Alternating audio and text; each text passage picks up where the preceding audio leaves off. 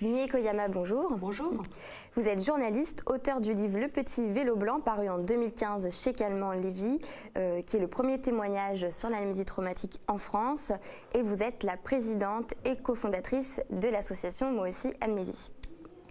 Alors aujourd'hui, on va parler de la grande campagne de désinformation qui a eu lieu sur les réseaux sociaux cet été concernant la loi Schiappa, donc la loi qui concerne les violences sexistes et sexuelles. Alors, pour récapituler, le 19 août dernier, vous avez co-signé une tribune avec une centaine de co-signataires dans le journal du dimanche, tribune intitulée « Loi Schiappa, la protection de l'enfance en berne ». Vous dénoncez le vide de la loi contre les violences sexistes et sexuelles, mais aussi la propagande et les attaques du secrétariat d'État de Marlène Schiappa. Et vous commencez par cette phrase que je vais vous demander de commenter « De mémoire de militante, c'est du jamais vu en France ».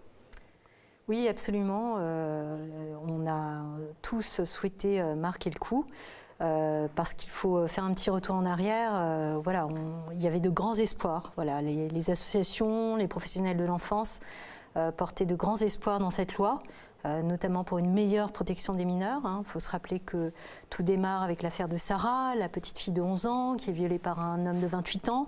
Et l'opinion publique découvre en France qu'il n'y a pas de seuil d'âge strict. C'est-à-dire qu'en dessous d'un certain âge, un enfant n'est pas totalement protégé. C'est-à-dire qu'un acte sexuel commis par un adulte n'est pas automatiquement considéré comme un viol.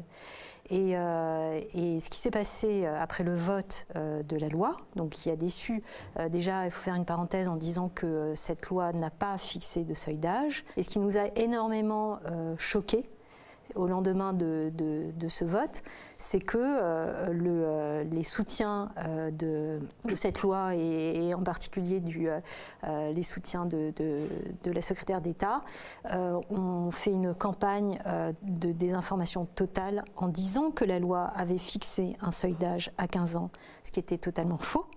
Et en attaquant et les experts et les militants qui soutenaient le contraire. Et donc, pourquoi on a écrit de mémoire de militants, on n'avait jamais vu ça, c'est qu'on a dû finalement se battre une bonne partie de l'été pour établir simplement les faits face à une communication qui était extrêmement virulente, parfois même des attaques ad hominem, et alors même que nous émettions des critiques légitimes de professionnels de la protection de l'enfance, de militants de la lutte contre les violences sexuelles. Et franchement, on n'a pas compris, ce qui s'est passé, quoi. C'était complètement indécent. Il y avait du dénigrement, il y avait du mépris. Voilà, ça nous a extrêmement choqués. Donc pour récapituler, l'âge de consentement en dessous de 15 ans n'est pas fixé dans la loi le 1er août, mais sur les réseaux sociaux, le secrétariat d'État fait croire à l'opinion publique qu'il y a un âge de fixé. Alors, il y a eu une infographie précise du secrétariat d'État disant que la loi avait fixé un seuil d'âge, le tout avec une image d'une femme portant la balance de la justice, et ça, c'est totalement mensonger. La loi, dans son article 2, n'a pas fixé un seuil d'âge à 15 ans, au sens où nous l'entendions, c'est-à-dire de dire qu'en dessous de 15 ans, tout acte sexuel d'un adulte commis sur un enfant est un viol. Donc c'est faux. Et il n'y a pas de seuil d'âge. C'est juste une barrière en dessous duquel la contrainte et la définition de la contrainte est précisée. Mais c'est extrêmement compliqué à alambiqué. C'est-à-dire que je pense qu'il n'y a pas grand monde qui comprend ce que cette loi fait. Cette loi a simplement dit, en dessous de 15 ans, la contrainte est définie par l'abus de vulnérabilité d'un enfant incapable de discernement.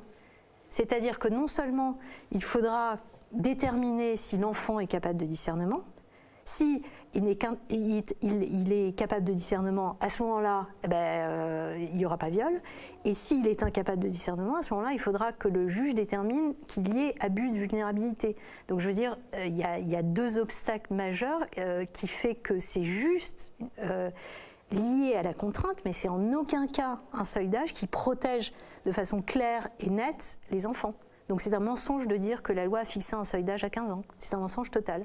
Alors pour faire naître ce mensonge, le secrétariat d'État, donc le service communication, a utilisé les réseaux sociaux et ils ont même créé un compte fan qui était géré par le conseiller en communication de Marlène Schiappa, qui a fait vraiment de la désinformation publique. Est-ce que vous pouvez nous expliquer comment ? Alors, il y a eu énormément d'attaques, de ce compte fan, avec souvent des contre-vérités. Par exemple, ils s'en sont pris à la docteure Muriel Salmona, qui est quand même la grande spécialiste du psychotraumatisme, qui lutte contre les violences sexuelles depuis 27 ans.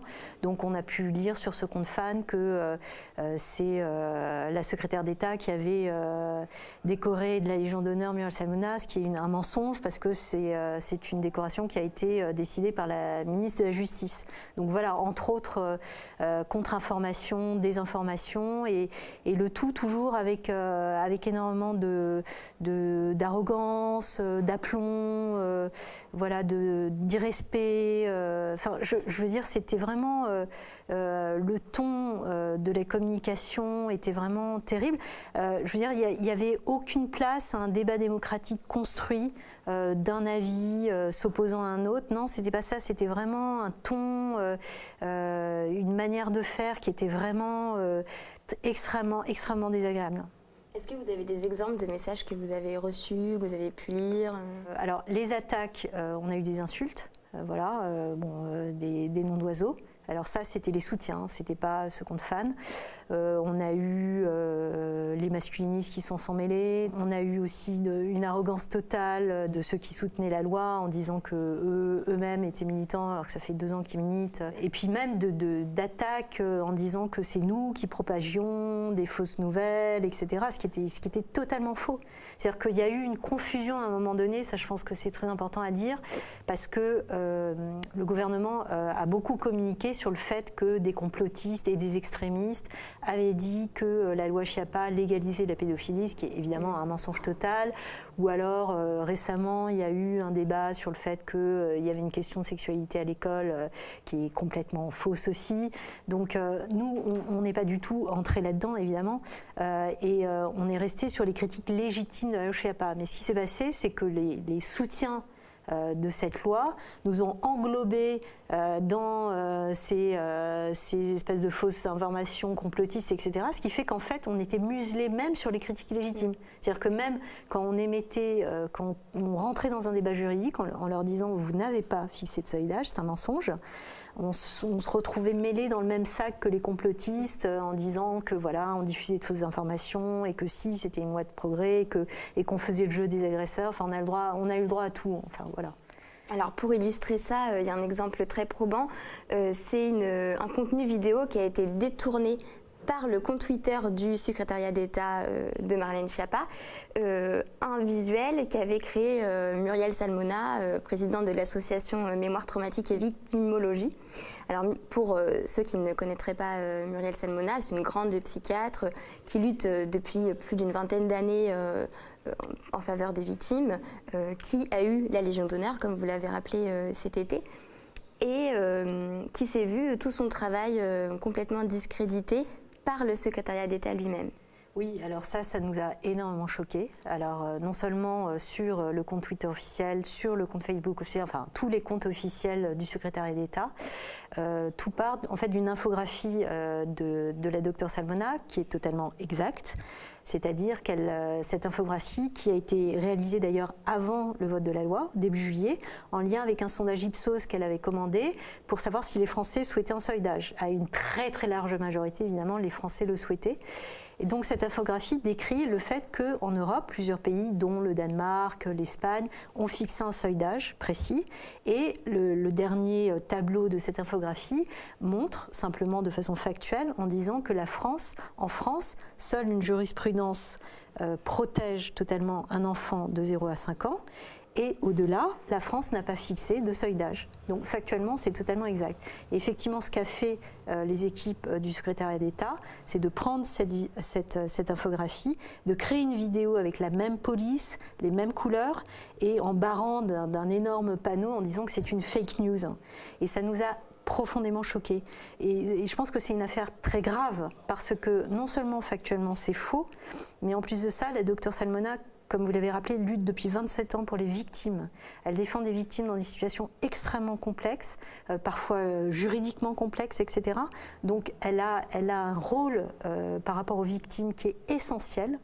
et décrédibiliser officiellement son travail. Si vous voulez, c'est potentiellement gravissime pour des victimes qui se retrouvaient éventuellement face à la justice, face à des avocats de la défense qui pourraient utiliser cette contrefaçon, ce détournement pour décrédibiliser la docteure Salmona, mais à travers elle, toutes les victimes. Donc on est vraiment monté au créneau, on a fait une campagne de 21 jours pendant lesquels chaque jour sur les réseaux sociaux, on a interpellé le secrétariat d'État pour qu'il retire cette infographie. Et au bout de 21 jours, ils l'ont fait, heureusement, en catimini, sans nous prévenir évidemment, mais je veux dire, nous, ça nous a énormément choqués. Et au-delà de la docteure Salmona, au-delà de son travail, au-delà de l'impact que ça a eu sur elle, sur ses proches, etc., ça a eu un impact sur l'ensemble des victimes. Et ça a contribué au climat dont je vous parlais, c'est-à-dire vraiment un climat extrêmement défavorable, où on s'est retrouvé finalement en situation d'être attaqué, alors qu'à la base, on exprimait simplement une déception totale et une inquiétude énorme par rapport à la protection des enfants en France. Donc je veux dire, ça a été un retournement total. Je veux dire, il y a énormément de gens qui n'ont pas compris ce qui leur arrivait, quoi. Est-ce que vous avez eu des retours assez concrets de victimes, d'associations par rapport à ce qui s'est passé cet été et qui a été très mal relayé dans la presse et qui a été très violent? Comment est-ce qu'ils ont vécu ça? Alors en tout cas, l'ensemble des victimes et des professionnels de l'enfance, des associations, ont tous été extrêmement, on va dire, secoués, voire interloqués par rapport à tout ce débat. Et c'est vrai que ce qui s'est passé, c'est que ça nous a énormément soudés. C'est-à-dire que jamais en France, les associations de protection de l'enfance, de lutte contre les violences sexuelles ne se sont autant rassemblées parce que tout le monde était extrêmement surpris, choqué, bousculé par toutes ces méthodes, par tous ces mensonges, etc. Alors après, comme la confusion a continué à régner avec cette histoire de toutes ces espèces de déformations d'informations autour de l'éducation sexuelle à l'école, il y a eu, je veux dire, ça a semé un petit peu la confusion, mais je veux dire, grosso modo, l'ensemble des associations s'est vraiment soudé et continue à être soudé parce que je pense que le but vraiment, c'est de parvenir à fixer un seuil d'âge en France de façon fixe, ferme. On va continuer à se battre pour ça. Et on va continuer aussi à se battre parce que finalement la conclusion de tout ça, c'est qu'il manque un interlocuteur spécialisé de ces questions, de la protection de l'enfance. Et nous, notre combat, c'est de demander soit un ministre, soit un secrétaire d'État à l'enfance.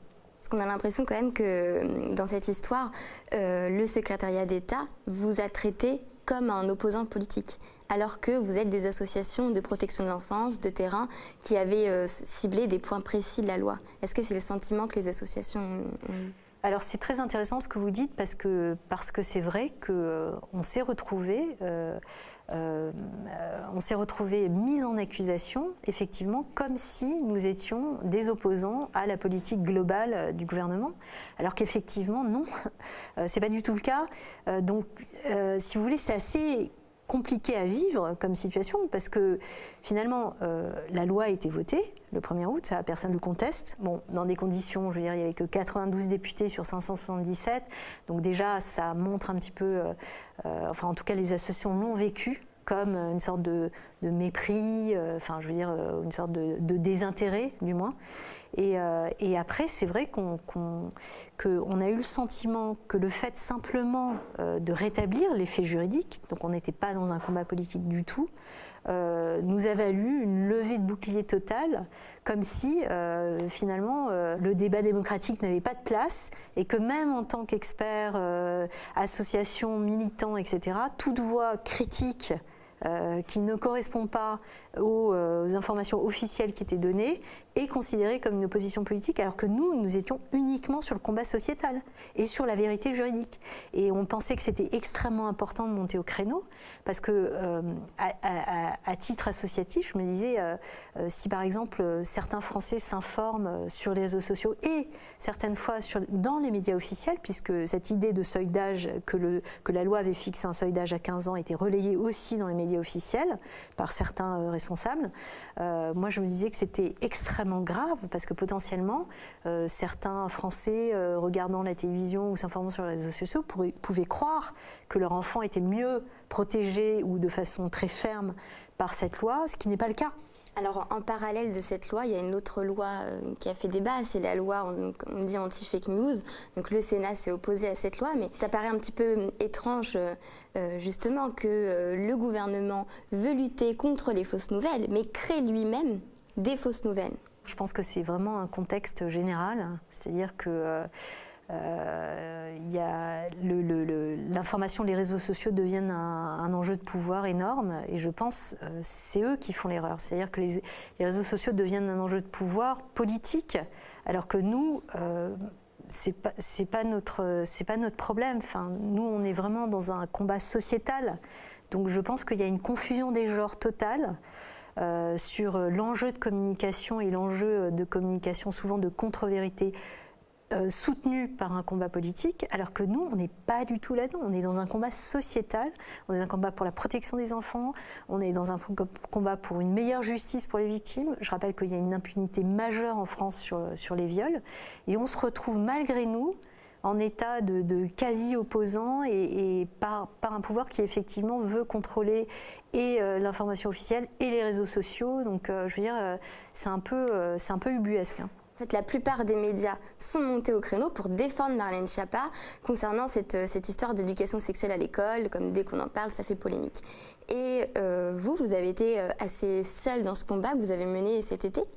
Les médias ne sont pas montés au créneau, vous défendent contre les fausses nouvelles. Pourtant, on sait que les grands médias s'alarment pour essayer de repérer toutes les fausses nouvelles. Et là, non, rien. Alors en fait, ce qui s'est passé, c'est que la communication du secrétariat d'État était extrêmement habile. Parce qu'effectivement, dès que sont sorties ces, pour le coup, fausses informations totales sur la loi Schiappa, légalise la pédophilie, et sur cette fameuse idée de masturbation dès la classe maternelle, enfin des bêtises comme ça, comme elle était extrêmement présente dans tous les médias, elle a fait une sorte de surenchère sur ces questions-là, effectivement, et du coup, les médias officiels ont relayé, sont montés au créneau pour, à juste titre, démonter ces fausses informations, mais ils n'ont pas eu la même énergie, n'ont pas utilisé la même énergie ou la même vigueur pour dénoncer aussi les contre-vérités qui étaient distillées de façon officielle. Donc je trouve qu'effectivement, il y a eu deux poids, deux mesures. Alors, les médias qui ont décortiqué les fake news de la loi Schiappa ont surtout parlé de la légalisation de la pédophilie, de la masturbation à la maternelle, mais je veux dire, ils ont juste dit, par exemple, que les associations étaient déçues de ne pas avoir un seuil d'âge. Mais on n'a pas eu le droit au même traitement, c'est-à-dire de dire que, effectivement, les équipes du secrétariat d'État soutenaient dans tous les médias officiels qu'il y avait bien un seuil d'âge. On n'a pas eu le droit au même traitement. D'un point de vue politique, vous qui êtes associatif, pour récapituler, vous alertez le secrétariat d'État sur cet article 2, sur un point juridique qui vous pose problème, et au lieu de vous écouter, en tant qu'expert de la protection de l'enfance, le gouvernement fait une bataille de communication sur les réseaux sociaux pour simplement vous discréditer au lieu de vous écouter. Mais en fait, nous, on exprimait au départ une déception. Je veux dire, après le vote du 1er août, on était sur le mode de la déception. Et donc, peu à peu, c'est dans les jours qui ont suivi effectivement le vote de la loi, on est monté au créneau en disant non, c'est pas une loi de progrès, on peut pas considérer ça, on peut considérer ça comme une loi de quasi statu quo. On s'est retrouvé pris dans des enjeux de pouvoir et politique qui ne nous concernaient absolument pas. Mais on a été obligé de tenir la barre parce qu'il y avait des fausses informations, parce que c'était grave pour les victimes, parce que c'était grave par rapport à ces dossiers, parce que les experts, les professionnels d'enfance comme la docteure Salmona, etc. étaient méprisés, parce que, pourquoi c'est grave? Parce que la protection de l'enfance en France est dans une situation terrible, donc on ne pouvait pas ne pas réagir à cette situation. Mais effectivement, à la base, on n'aurait jamais dû se retrouver dans une situation pareille. Donc cet été, les associations de protection de l'enfance ont mis toute leur énergie à rétablir la vérité face au gouvernement. Absolument. La vérité juridique, factuelle. factuel. Comment est-ce que, pour conclure, vous vous sentez en tant qu'associatif? Est-ce que ça vous fait peur ce qui s'est passé cet été? Est-ce que vous vous sentez confiant pour continuer à militer pour ce seuil, la reconnaissance de ce seuil d'âge? Est-ce que vous vous sentez toujours aussi écouté du gouvernement? Et écoutez, tout le travail autour de cette loi, je veux dire, il y a eu énormément d'auditions, il y a eu des rapports, il y a eu le secrétariat d'État a reçu les associations, etc. Donc officiellement, on nous a écoutés, mais au final, on ne nous a pas du tout écoutés. Je pense que cet été a été extrêmement difficile pour tout le monde. Comme je vous l'ai dit, on est extrêmement déterminés à continuer à se battre pour obtenir ce seuil d'âge. Je pense que là, il est urgemment nécessaire de rétablir un dialogue de fond réel, si dialogue il y a eu un jour, parce que là, on parle encore une fois de professionnels, de bénévoles qui sont sur le terrain dans un secteur où la situation est catastrophique. Donc là, ce sont les vrais problèmes. Je veux dire, la protection des enfants, l'impunité des viols, ça, c'est des vrais problèmes. Il est urgent de rétablir un dialogue sain autour des problèmes de fond et non pas de communication. C'est un mépris, encore une fois, on en revient au début de notre tribune, qui de mémoire de militants n'avait jamais été vu en France de la part des autorités au pouvoir. Merci beaucoup, Mieko Oyama, à bientôt et bon courage. Merci à vous. Au revoir. Au revoir.